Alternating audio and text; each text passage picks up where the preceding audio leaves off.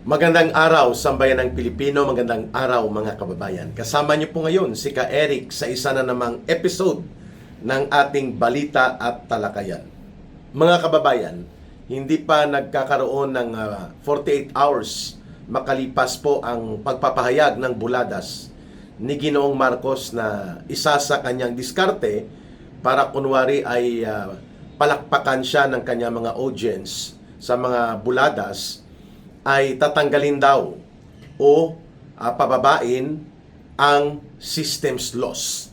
Pero ang kanyang announcement, tatanggalin ang systems loss na ikinakarga po ng mga electric power company sa mga consumers, no, ng mga korporasyon kagaya ng Meralco at ng iba pang mga electric companies sa buong bansa. Ngayon, wala pang 48 hours, tinabla siya ni Manny Pangilinan. Ito po ang majority shareholder na ngayon ng Meralco in partnership with the Lopez family. At syempre, malinaw po ang binanggit ni Pangilinan at ng Meralco. Hindi nila kakayanin na mag-survive na walang systems loss. No? Tinitingnan ko dito ang bill ng Meralco na hawak ko, na babayaran ko mamaya. No? Mula sa 3,200 in the last 4 months, biglang naging 6,500, no? Ang systems loss dito sa aking konsumo, mga kababayan, ay 347. Nung nakaraang buwan, 285. At nitong huling bill, 347. At 15.67 per kilowatt hour ang billing ng Meralco. So, napakalaki po itong systems loss, no? Lalo pa kung ang pag-uusapan natin ay ang lawak ng naaabot na consumers ng Meralco. Pero una sa lahat, bakit tinabla ng Meralco by announcement na ginawa ni Ginoong Pangilinan, ni Manny Pangilinan, itong si Marcos Jr. at walang reaksyon ang Malacanang, no? Kung sa panahon ito ni Pangulong Rodrigo Duterte at kapag binitawan niya ang salita at hindi mo susundin ang makatarungan at naaayon sa kapangyarihan at batas, kapangyarihan ng pamahalaan, may kalalagyan ka, no? Halimbawa, itong grupo ni Pangilinan at ng mga Ayala at ng mga Lopez, anang sila po ay nagbabalak noon na magpataw ng 12 pesos and 50 centavos per cubic meter na pagsingil sa tubig dahil nanalo daw sila sa International Trade Arbitration Case laban sa Philippine government. Sinabihan sila ni Pangulong Duterte, subukan yung gawin yan.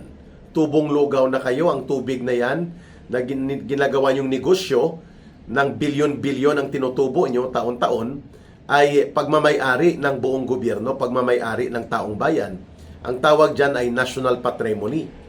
At kapag ginawa nyo ang pagpataw ng turutudo ng inyong sinasabi na kakulangan sa koleksyon na 12 pesos per cubic meter, iti-take over namin ang lahat ninyong facilities at idideklara kong state of emergency patungkol sa water supply. Tingnan natin kung may magagawa kayo. Mga putang ina kayo. Dinagdagan pa ni Pangulong Duterte. Wala. Umatras.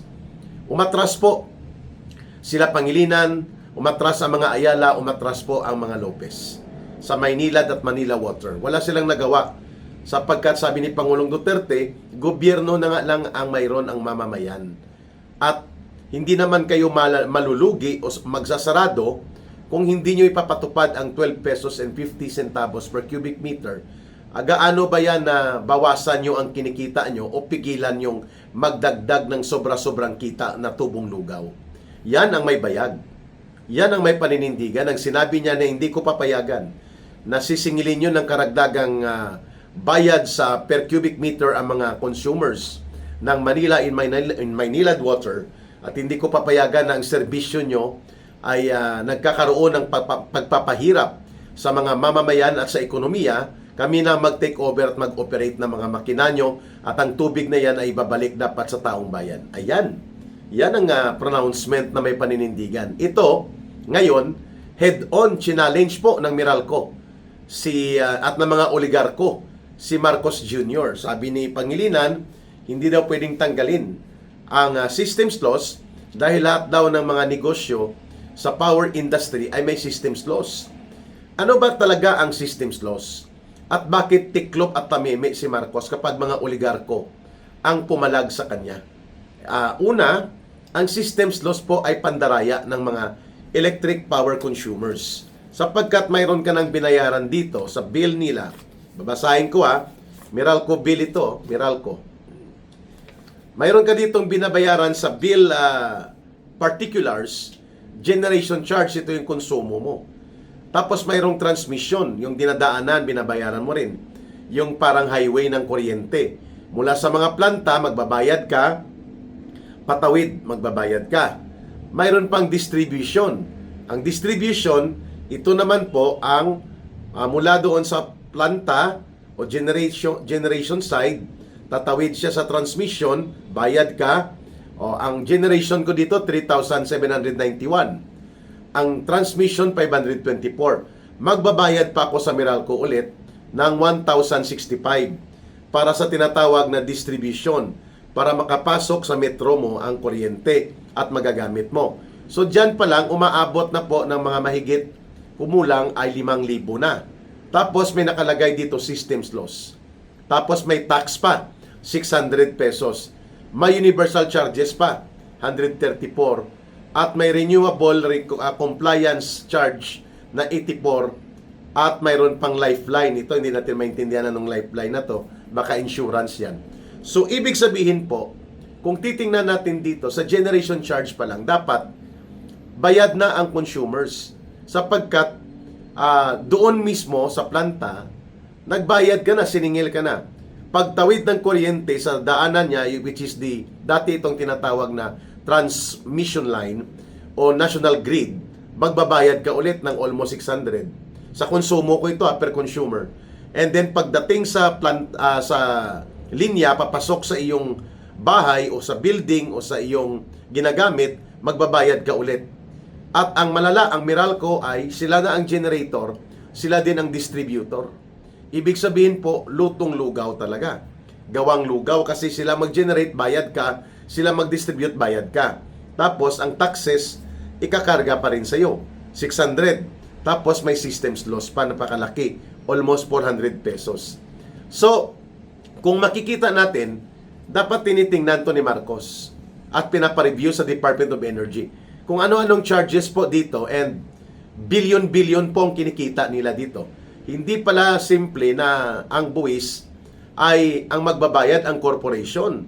Sapagkat ang nagbabayad ng buwis, pinapasa din nila sa consumers. Tubo na sila sa generation, tubo pa sila sa transmission, tubo pa sila sa distribution. Ang mga buwis, pinapakarga pa sa taong bayan. Mantakin mong buwis ko 600. Pero mayroon akong generation na binayaran sa kanila. So kung nagninegosyo ka ng kuryente, it also means ang kinita mo mula sa pagninegosyo, portion of that ibayad mo rin sa gobyerno. Ang tawag dyan, corporate taxes. Bakit ipapasa pa ang 600 pesos para sa akin? Nagbayad na ako ng generation, nagbayad ako ng transmission para tumawid ang kuryente at pumasok sa aking pamamahay, magbabayad pa ako ng distribution, may tax pa, may systems loss pa. Kaya mula sa 3,400, naging 6,500 po ang babayaran ng aking staff house na ito. So mga kababayan, ito po ang tinatawag nating gahaman or greedy. At dahil oligarko ang pumalag, at mga barkada ni Marcos ang oligarko, wala siyang nagawa. Ang systems loss ay questionably po ito. At dapat ito ay hindi ikarga, tatanggalin ito, at sapagkat ito ay dapat bahagi po ng business risk yan ng mga kumpanya. Hindi mo pwede na ang risgo mo, halimbawa nagsobra ang sauce mo sa fishball, ang sobrang sauce ikakarga mo pa sa consumers o sa customer mo dahil hindi pa naubos ang sauce. At kung yung mga stick, ang mga ginagamit sa pag-barbecue stick ay hindi rin naubos, ipa-price mo pa doon sa fishball mo para pabayaran mo sa customer. Mali po yun. Yan po ay pananamantala. So, ang systems loss ay pagsasamantala ito. Pati itong mga buwis na kinakarga, mga kababayan. At pati itong may mga universal charges pa, malaki din, almost 200. So, kung ano-ano na pong kinakarga ng mga kumpanya ng mga oligarko at mga super bilyonaryo. Sa Iloilo nga, magbabayad ako ng 30,000. Dahil ang 11,000 ay deposit in kaso daw na mag-default ako sa payment. Di ba kagaguhan yon? Puputulan ka pa rin. Kahit may deposit ka, pag hindi ka nagbayad ng 2 months, puputulan ka ng kuryente. Pagmamay-ari po ni super bilyonaryo Enrique Razon ang more power sa buong Iloilo City with more than 30,000 consumers or 40,000 consumers, mga kababayan. So, billion po yan. Mantakin mo, 11,000 ang sa bahay namin.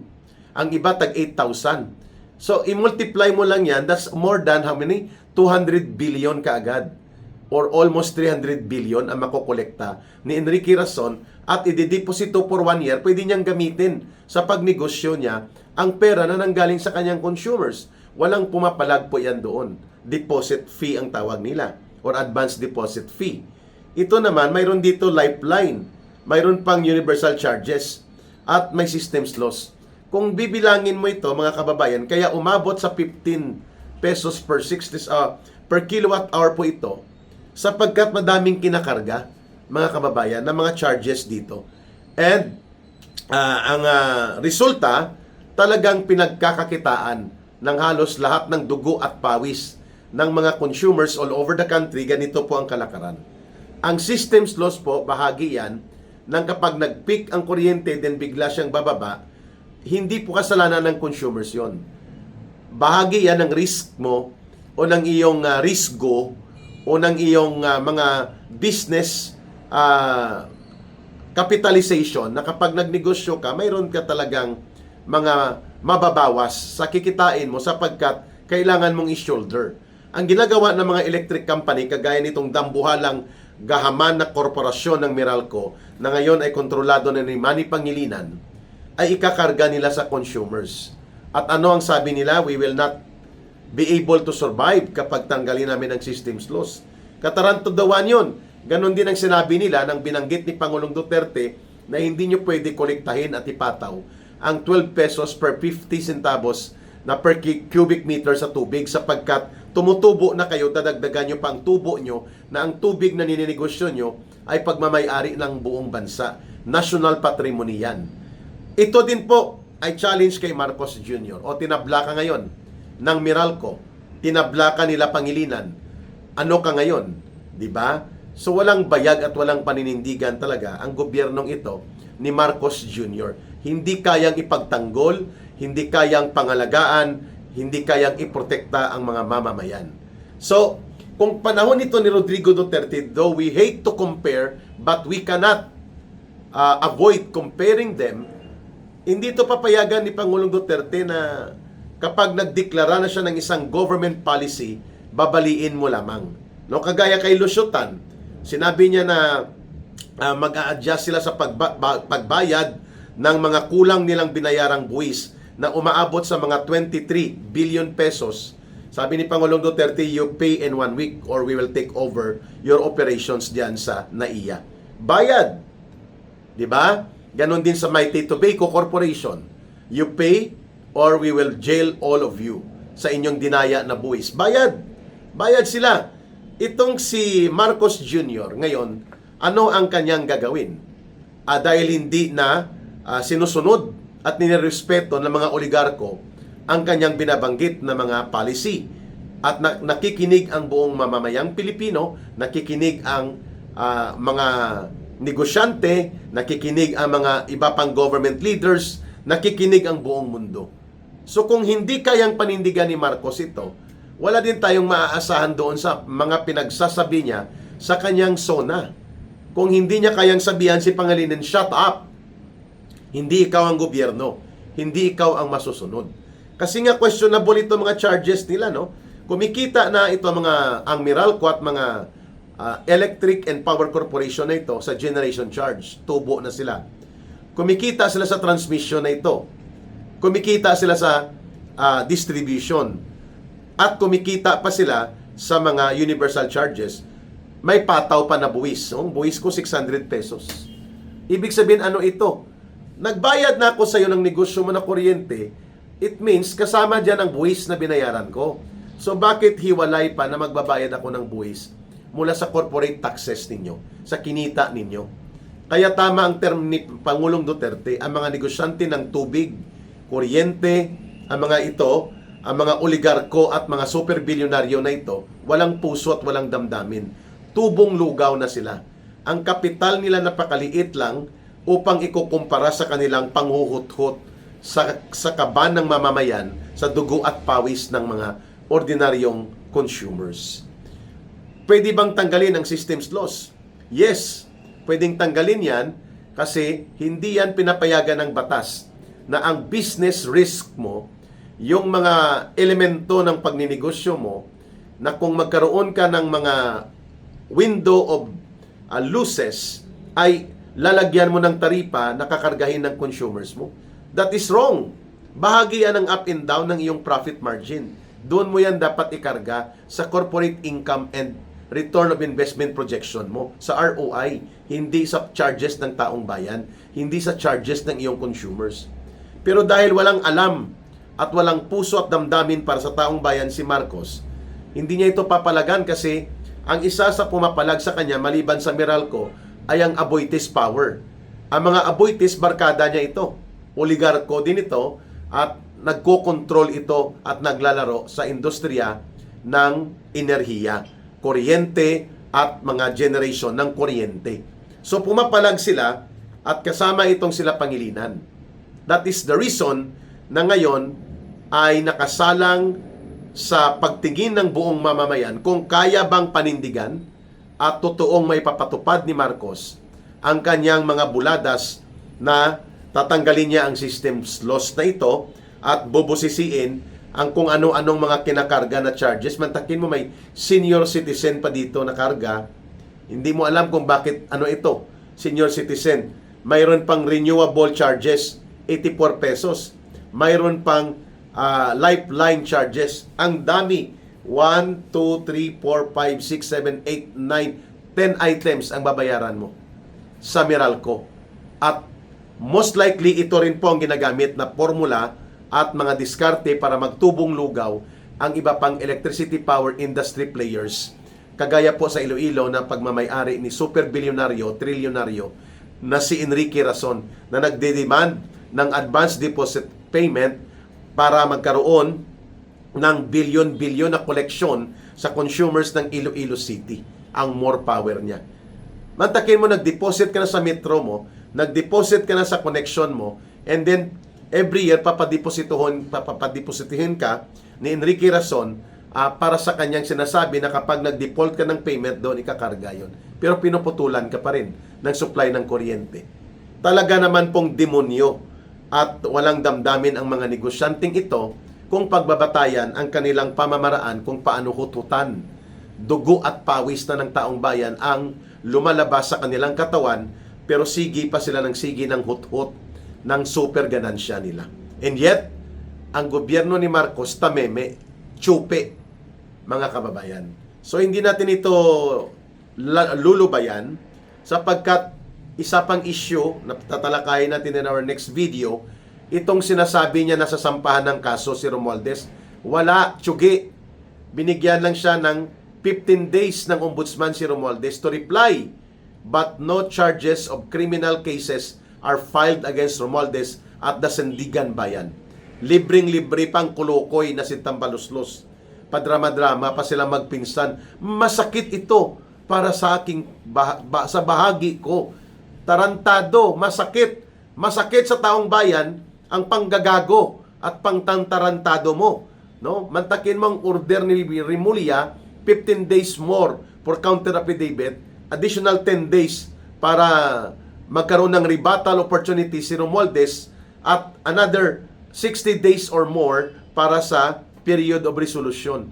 My goodness, magdadalawang taon na, identified na si Marcos Jr. at si Romualdez ang mastermind, and yet walang kaso na siya nasampa sa kanya. Buladas. Samantalang si Senator Marcoleta at si Mike Defensor, 4 na araw lang isinampa ang kaso, 2 o 3 araw lang partida pang weekend, may warrant of arrest. 1 week lang lahat. Ganon din kay Senator Jinggoy Estrada. In-announce Lunes, the next Monday kulong na si Senator Jinggoy Estrada. So, makita po natin talaga na ginagago na lang ni Marcos ang taong bayan. Ang problema, nagpapagago din ang marami pang mga mamamayan at upang tahimik lang tayo. Hindi na po tama ito. Pasensya na po kasi kung hindi tayo papalag, tatahimik lang tayo at wala tayong paninindigan na gagawin, itong mga sinasabi ni Marcos at itong pagkagahama na ginagawa ng mga oligarko na hindi niya napipigilan, aabusuhin at pagsasamantalahan po tayong lahat ng henerasyon ng mga Pilipino. No? Marami po sa mga Pilipino ang pumapayag na ginagago na lang sila. Po kaya hindi natin sila masisisi dahil siguro hanggang doon lang ang kaya nilang abutin na paninindigan. Pero hindi pa rin tayo mawawala ng pag-asa na sila ay imulat at pataasin ang kanilang kakayanan na gumawa ng tamang paninindigan laban sa bulok na gobyerno at bulok na sistema ng pamahalaan ni Marcos Jr. Ayan, mga kababayan, may hangganan ang lahat ng ito. Kung hindi man ngayon kumikilos ang taong bayan, it does not mean na hindi nila nalalaman at nararamdaman ang ating mga hinaing at sentimiento. Maybe it will take time, maybe it will take God to make another miracle para hipuin ang puso ng mamamayan upang sila ay gumawa ng tamang pagkilos sama-sama. But we cannot force on them to make a stand kung ayaw nila. Pero tayo naman na nakakaalam ng totoo, hindi rin tayo papayag na mananahimik na lamang tayo. So gaguhan po ang sona ni Marcos, hindi lang gaguhan, tinatarantado na, nilalapastangan na, ginagahasa na ang mamamayan at kasabwat pa niya ang mga oligarko at pati ang kanyang style bulok na pagpapaawa-awa kunwari para sa kanyang pinsang tambaluslos ay nabuking din. Hindi pala sasampahan ng kaso. Baka abutin pa ng siyam-siyam, matatapos na lang termino ni Marcos, dinidribble pa ang kaso ni tambaluslos. Alam na natin, kasi takot si Marcos na isisiwalat lahat ni Romualdez ang katotohanan na si Marcos Jr. ang pinakasentro ng pagiging mastermind ng lahat ng kasindikatuhan, pangungurakot at pandarambong at pagnanakaw na nangyari sa gobyerno. At sila Saldico, sila Romualdez ay mga kasabwat niya. Mga kababayan, kaya ba ni Marcos panindigan, sitahin ang Meralco at sila Pangilinan upang pangalagaan at iprotekta ang interes ng mamamayan? Systems loss pa lang, hindi niya na yata kaya, tameme at tsupi na magmamayabang ka pa sa rocket space launching mo. Matulog ka na sa banga. Malapit-lapit ka ng kalusin ng mamamayang Pilipino. Marcos Jr. Maraming salamat mga kababayan. Don't forget to like and share and promote our videos and our channel sa Ka Eric Celis YouTube channel. Patuloy nating mahalin ang bansang Pilipinas. Walang ibang magmamahal nito kundi tayo ring mga Pilipino. Para sa Diyos at sa Pilipinas nating mahal, may God bless and protect you, and to those who are Muslim brothers and sisters, Allah be with you. Maraming salamat muli. Bye for now. Ito po si Ka Eric. Mabuhay!